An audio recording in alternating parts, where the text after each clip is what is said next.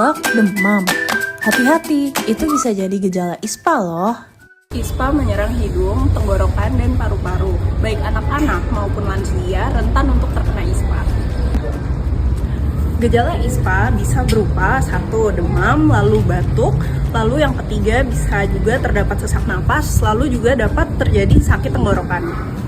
ISPA dapat disebabkan oleh bakteri maupun virus, dan cara penularannya bisa melalui droplet atau air liur pada penderita yang batuk atau bersin atau menyentuh benda-benda yang terkontaminasi.